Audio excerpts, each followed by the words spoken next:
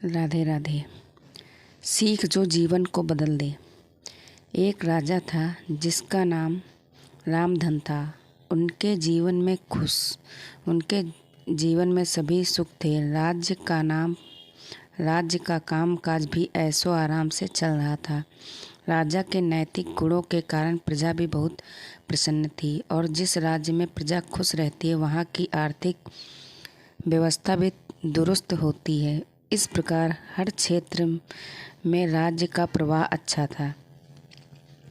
इतने सुखों के बाद भी राजा दुखी था क्योंकि उसकी कोई संतान न थी। यह गम राजा को अंदर ही अंदर सताता रहता था। प्रजा को भी इस बात का बहुत दुख था। वर्षों के बाद राजा की यह मुराद भी पूरी हुई और उसे एक पुत्र की प्राप्ति हुई। पूरे नगर में कई दिनों तक जश्न मना। नागरिकों को राजमहल की दावत दी गई। राजा की इस खुशी में प्रजा भी झूम रही थी। समय बीतता जा रहा था। राजकुमार का नाम नंदन सिंह रखा गया। पूजा पाठ एवं इंतजार के बाद राजा को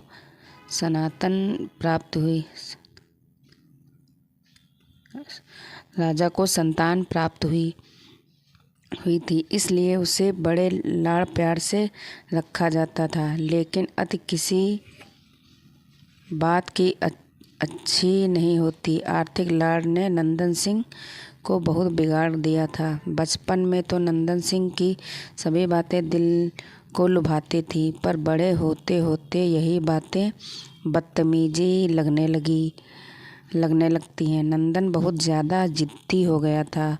उसके मन में अहंकार आ गया था। वो चाहता था कि प्रजा सदैव उसकी जय जयकार करे, उसकी प्रशंसा करे। उसकी बात ना सुनने पर वो कोलाहल मचा देता था। बेचारे सैनिकों को तो वो पैर की जूती ही समझता था। आए दिन उसका प्रकोप प्रजा पर उतरने लगा था। वो खुद को भगवान के समान पूजता देखना चाहता था। आयु तो बहुत कम थी, लेकिन अहम कई गुना बढ़ चुका था। नंदन के इस व्यवहार से सभी बहुत दुखी थे। प्रजा आए दिन दरबार में नंदन की शिकायत लेकर आती थी, जिसके कारण राजा का सिर लज्जा से झुक जाता था। यह एक गंभीर विषय बन चुका था। एक दिन राजा ने सभी खास दरबारियों एवं मंत्रियों की सभा बुलवाई और उनसे अपने दिल की बात कही कि वे राजकुमार के इस व्यवहार से अत्यंत दुखी हैं। राजकुमार इस राज्य का भविष्य हैं। अगर उनका व्यवहार यही रहा तो राज्य की खुशहाली चंद दिनों में ही चली जाती रहेगी। दरबारी राजा को सांत्वना देते हैं और कहते हैं कि आप हिम्मत रखें, वरना प्रजा निसहाय हो जाएगी। मंत्री ने सुझाव दिया कि राजकुमार को एक उचित मार्गदर्शन एवं सामान्य जीवन के अनुभव की जरूरत है। आप उन्हें गुरु राधागुप्त के आश्रम भेज दीजिए। सुना है वहाँ से जानवर भी इंसान बनकर निकलता है।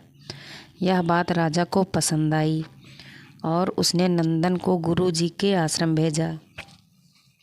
अगले दिन राजा अपने पुत्र के साथ गुरु जी के आश्रम पहुँचे।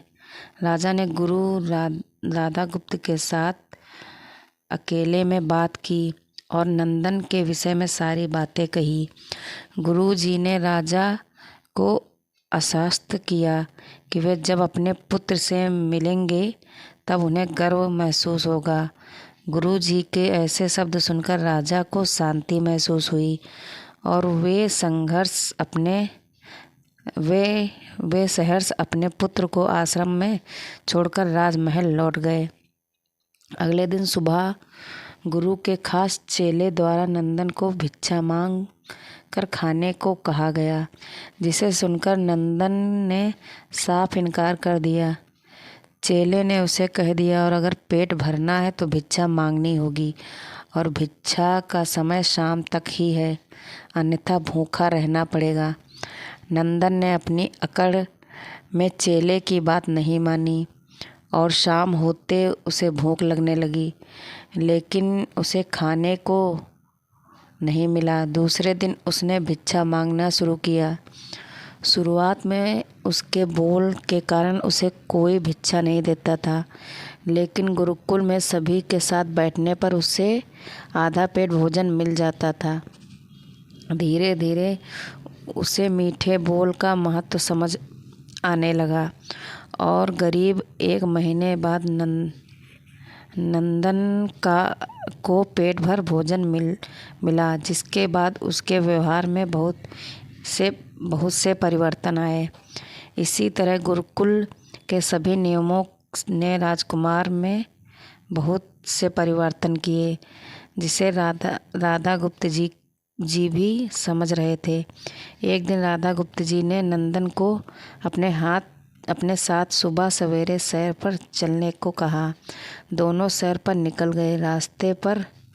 रास्ते भर बहुत बातें की। गुरुजी ने नंदन से कहा कि तुम बहुत बुद्धिमान हो, और तुम में बहुत अधिक ऊर्जा है, जिसका तुम्हें सही दिशा में उपयोग करना चाहिए। दोनों चलते चलते एक सुंदर बाग में पहुंच गए, जहां बहुत सुंदर सुंदर फूल थे, जिनसे बाग महक रहा था। गुरुजी ने नंदन को बाग से पूजा के लिए गुलाब के फूल तोड़ने को कहा। नंदन झट से सुंदर सुंदर गुलाब तोड़ लाया और अपने गुरु के सामने रख दिए। अब गुरुजी ने उसे नीम के पत्ते तोड़कर लाने को कहा। नंदन वो भी ले आया।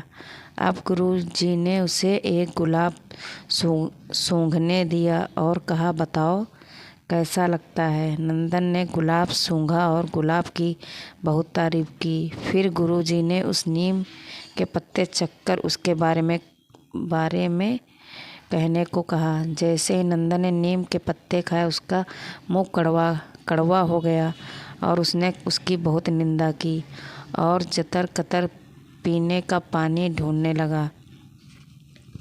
नंदन की यह दशा देख गुरुजी मुस्कुरा रहे थे। पानी पीने के बाद नंदन को राहत मिली। फिर उसने गुरुजी से हंसने का कारण पूछा।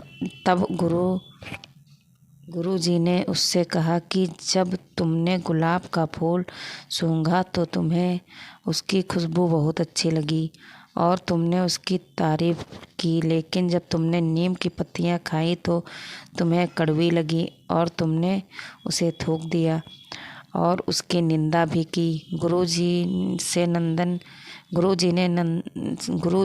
नंदन को समझाया, जिस प्रकार तुम्हें जो अच्छा लगता है तुम उसकी तारीफ करते हो, उसी प्रकार प्रजा भी जिसके गुण होते हैं उसी की प्रशंसा करती है। अगर तुम उनके साथ दुर्व्यवहार करोगे और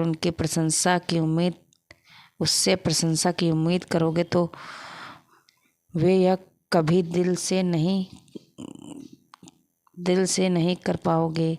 इस प्रकार जहाँ गुण होते हैं वहाँ प्रशंसा होती है। नंदन को सभी बातें विस्तार से समझ आ रही थी और वो अपने महल लौट आया। नंदन में एक बहुत परिवर्तन आता है और वो बाद में एक सफल राजा बनता है। कहानी की शिक्षा या कहानी की सीख। गुरु की सीख